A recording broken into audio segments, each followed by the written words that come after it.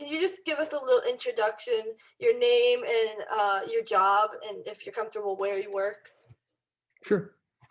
My name is Chris Gottschalk.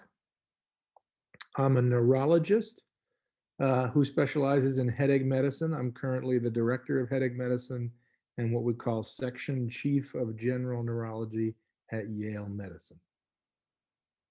And then what did you do for your education leading up to this job? After high school, I went to college at Johns Hopkins where I studied mostly science, biochemistry, that sort of thing, worked in a molecular biology lab. Um, after college, I went actually lived in France for a couple of years, but I worked in a lab at the Pasteur Institute doing more molecular biology.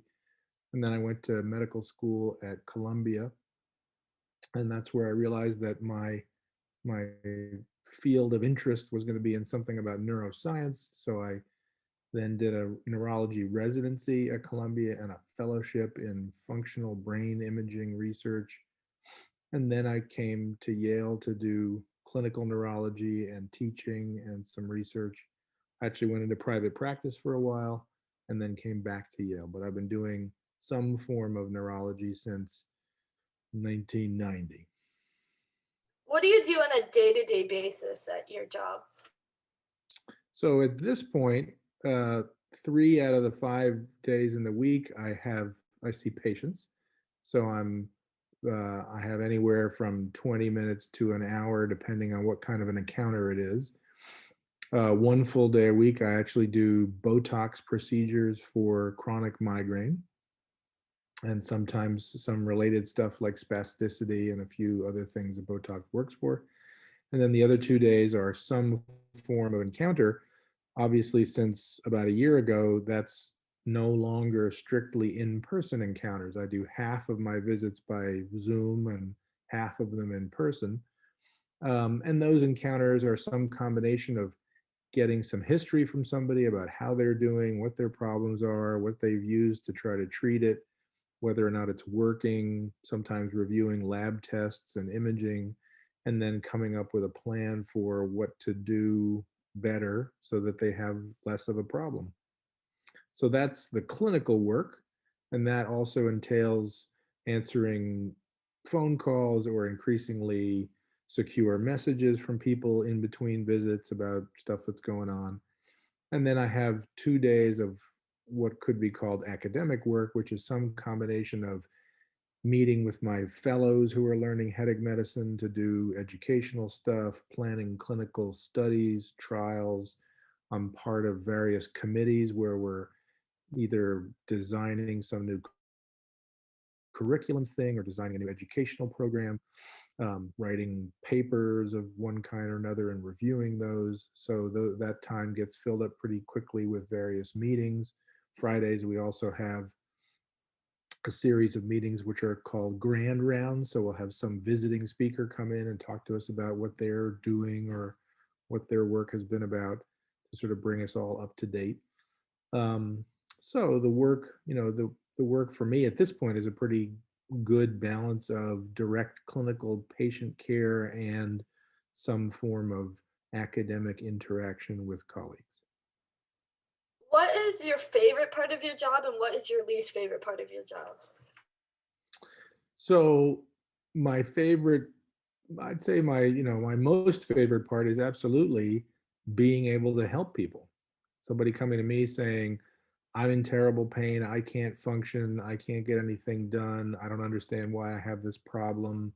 Nobody else seems to understand what's wrong. And being able to say, I actually understand exactly what's wrong. And I think I can help you. And if you do these things, it will be better.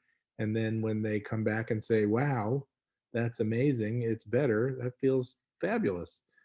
And also the part of that that is not direct patient care, but interacting with other really smart, really dedicated professionals who are trying to figure out how to do what we do better or understand something that we don't understand by using some combination of science, biology, chemistry, statistics, epidemiology, whatever that is, to solve problems and help people is a pretty cool way to spend your time. Um, by far, the least favorite part of my job is anything that has to deal with insurance company denials, basically obstruction of one kind or another.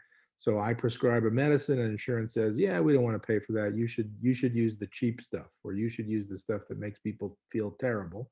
And so I have to get on the phone and talk to what they obnoxiously call a peer, which is never somebody who is my peer. It's never somebody who does my job or has my training, who's there to basically say, our policy says blah, blah, blah. And I have to explain to them why that policy makes no sense and that this patient should not be denied better treatment or not be denied getting an MRI instead of a CAT scan or whatever it is.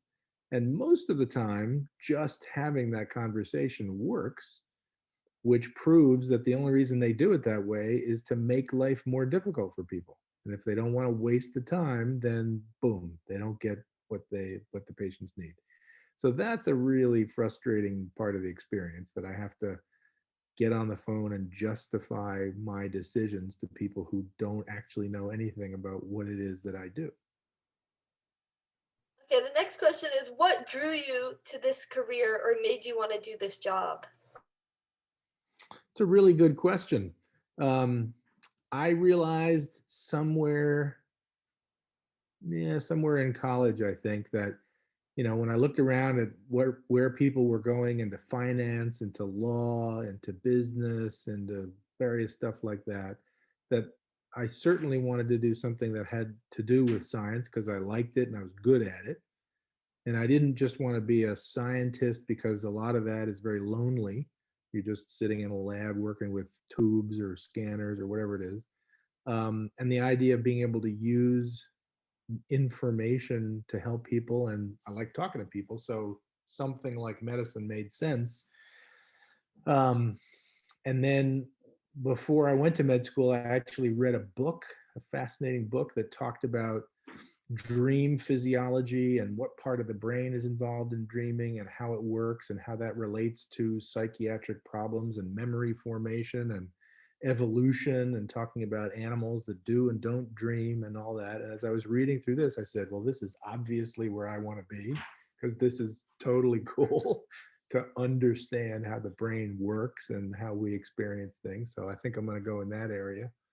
Um, and fortunately for me, when I went to medical school, I found that everything I learned about was totally exciting and interesting. I thought anatomy was one of the most beautiful, stimulating, remarkable experiences. Some people found it was gross. Some people, didn't really like talking to people, whatever. But I was lucky enough that my my intuition about wanting to do something in medicine worked out pretty well.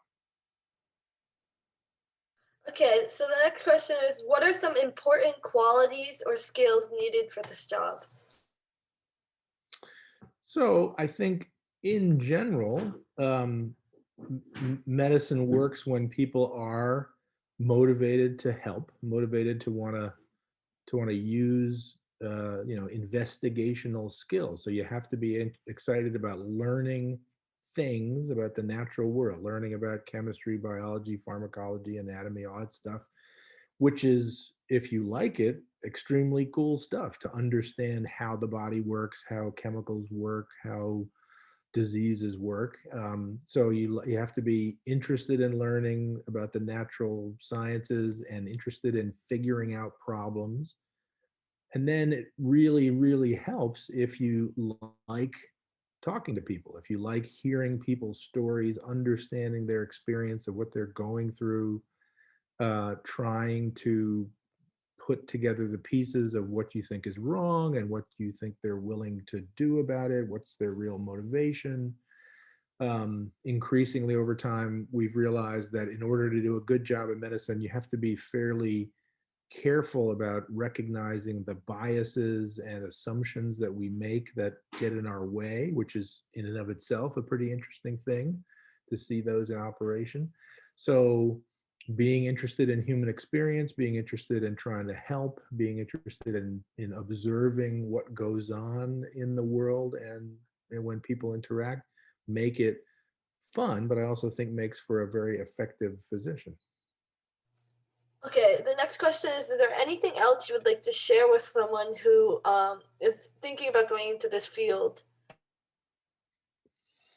Um, well, I think when when I look around at what other people do in the world, I got to say that it is fortunately still true that medicine, being involved in some part of medicine, is one of the greatest privileges on the planet. I think being able to use centuries of careful work that people have done to try to understand what's going on with diseases and health and people and focus that on helping problems that make people's lives miserable or cut them short is an incredibly beautiful opportunity. There are people who, there are other ways to help the world. You can go into politics or civil engineering, or you can be a crusader in law. There are a lot of ways to do that. But I think the fact that medicine by and large involves helping people on a one-to-one basis and sometimes doing research that advances the field all at once is a really beautiful and powerful thing. So it shouldn't be overlooked.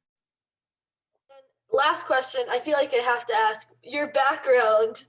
What is it? That is my ideal library. I think it's actually the National Library of Portugal, but I'd love to be able to hang out in a place like that. Very interesting. Thank you for doing this interview with us.